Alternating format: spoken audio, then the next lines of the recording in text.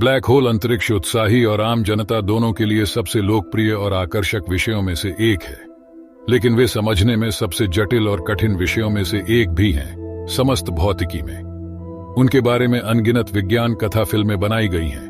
उनमें से अधिकतर ब्लैक होल को किसी तरह से समय को विकृत करने के लिए कहानी तत्व के रूप में उपयोग करते हैं। यदि आप किसी कॉफी शॉप या बार में गए और किसी अजनबी से ब्लैक होल के बारे में समझाने के लिए कहा, तो वे आपको इंटरस्टेलर का कुछ संक्षिप्त संस्करण दे सकते हैं, जिसमें बताया जाएगा कि जैसे जैसे आप ब्लैक होल के करीब आते हैं, समय कैसे धीमा हो जाता है। लेकिन इसकी संभावना कम है कि औसत व्यक्ति आपको यह समझा पाएगा कि ब्लैक होल के पास समय धीमा क्यों हो जाता है और यह वास्तव में ब्लैक होल के अंदर क्यों रुक जाता है। और यही यह वीडियो है। इसके अंत तक आपके पास ब्लैक होल की अधिक स्पष्ट और सरलीकृत समझ होनी चाहिए। इसलिए यदि कोई यादृच्छिक व्यक्ति बार या कॉफी शॉप में आपके पास आता है, तो उम्मीद है कि आप कुछ महीनों का समय बर्बाद कर पाएंगे। पहली बात जो आपको जानना आवश्यक है वह यह है कि ब्लैक होल वस्तुएं नहीं हैं, भले ही उन्हें अक्सर अंतरिक्ष में तैरते हुए विशाल काले गोलाकार गेंदों के रूप में चित्रित किया जाता है।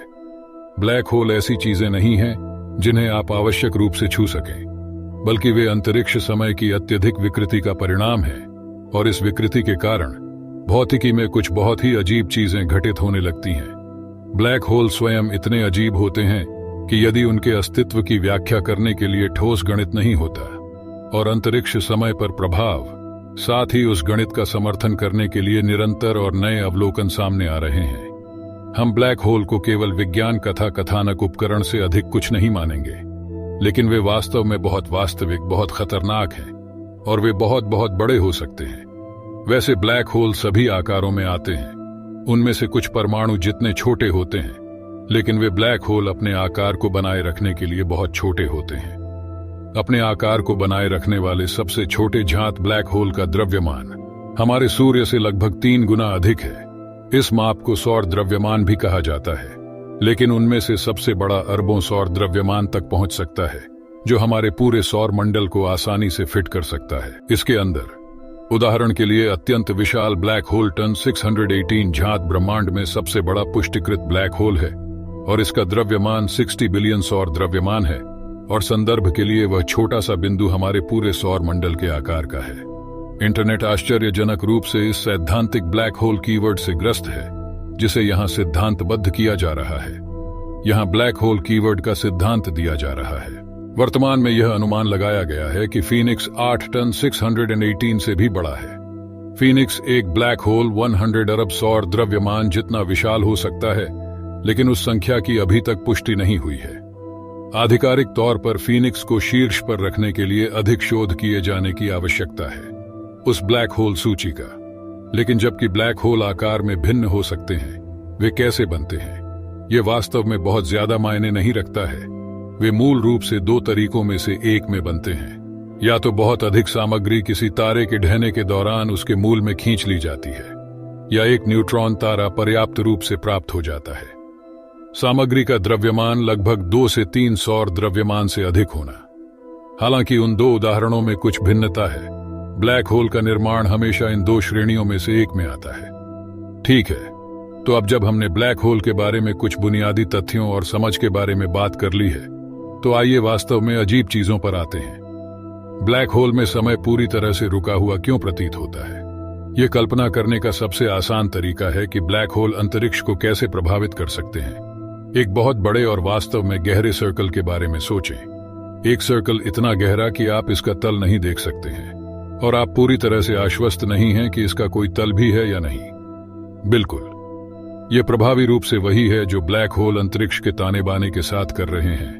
गुरुत्वाकर्षण बल इतना विशाल और केंद्रित है कि यह अंतरिक्ष में इतनी गहराई तक भारी गिरावट का कारण बन रहा है कि यह बिना किसी अंत के क्रमिक खड़ी ढलान वाला एक सर्कल प्रतीत होता है। हम भौतिक रूप से अंतरिक्ष में उस डुबकी को नहीं देख पाते। इसका कारण यह है कि वह सर्कल उच्चतर 4थे आयाम में मौजूद है, और हम चीजों को केवल 3रे आयाम में ही देख सकते हैं। ठीक उसी तरह जैसे कि यदि आप एक बास्केटबॉल को गिरा देते हैं, क्योंकि हम 3 आयामों में रहते हैं, तो आप इसे जमीन पर गिरते हुए, उछलते हुए और अपने हाथ में लौटते हुए देख पाएंगे, बिना यह माने कि बास्केटबॉल का आकार बिल्कुल बदल गया है। हालांकि यदि आपको कागज के धड़ी टुकड़े पर गिरते हुए बास्केटबॉल का चित्र बनाना है तो आप गेंद को थोड़ा छोटा बनाते हैं ताकि ऐसा लगे कि यह आपसे दूर है और थोड़ा बड़ा है, यह दिखाने के लिए कि यह आपके करीब आ रही है। आपको धड़ी स्थान में तीव्र गति का एहसास देने के लिए गेंद के आयामों को बदलना होगा। और कुछ ऐसा ही हो रहा है जब चौथे आयामी अंतरिक्ष में गति को हम में से उन लोगों द्वारा देखा जा रहा है जो केवल 3 आयामों में चीजों का निरीक्षण कर सकते हैं। जब कोई वस्तु उच्च चौथे आयामी विमान में घूम रही हो, वस्तु के आयामों को 3D स्पेस में बदलने के बजाय देखें। हम देख रहे हैं कि वस्तु के समय में हेरफेर किया जा रहा है। वस्तु धीमी होती या मिलती हुई दिखाई देगी। इसलिए यदि आप मेरी तरह एक दृश्य शिक्षार्थी हैं तो यह वह अनुभाग होगा जिस पर आप वास्तव में ध्यान देना चाहेंगे। इसलिए यदि आप कल्पना करें कि प्रकाश का एक फोटॉन अंतरिक्ष में 4 आयामों में इस डुबकी की ओर यात्रा कर रहा है तो आप देखेंगे कि वह फोटॉन उस डुबकी में नीचे चला गया। लेकिन 3 आयामों में यह लगभग वैसा ही है जैसे आप कागज के धड़ी टुकड़े को देख रहे हों। जैसे जैसे फोटॉन अंतरिक्ष में नीचे की ओर यात्रा करता है, हम फोटॉन के आयामों को बदलने का अनुभव नहीं कर रहे हैं। ऐसा लगता है कि हमारे निचले आयाम पर होने के कारण प्रकाश धीमा हो रहा है, क्योंकि उस सफेद फोटॉन की गति बिल्कुल नहीं बदल रही है। केवल हमारी धारणा बदल रही है कि यह समय के साथ कैसे बातचीत कर रहा है। तो इसे फिर से कहें, अधिक सरल शब्दों में 2D परिप्रेक्ष्य से, चाहे वह प्रकाश फोटॉन हो या किसी व्यक्ति का शरीर ब्लैक होल में जा रहा हो, बाहरी पर्यवेक्षक कमोबेश प्रकाश या वस्तु को चौथे आयामी विमान में उतरते हुए देख रहा है।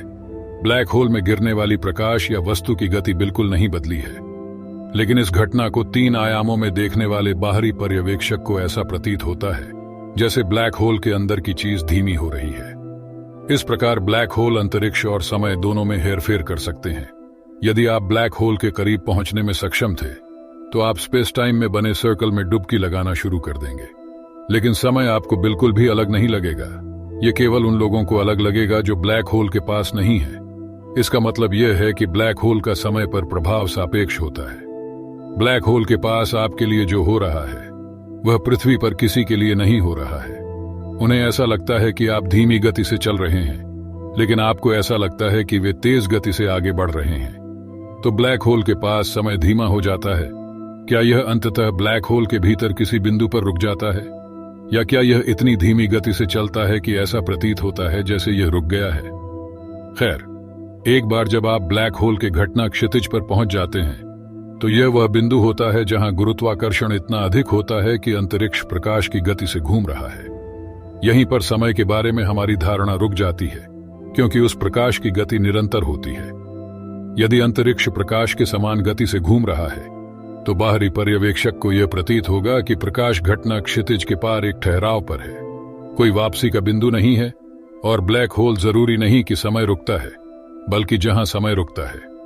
और मैं इस पर अधिक जोर नहीं दे सकता। समय के धीमा होने या रुकने की यह धारणा सापेक्ष है।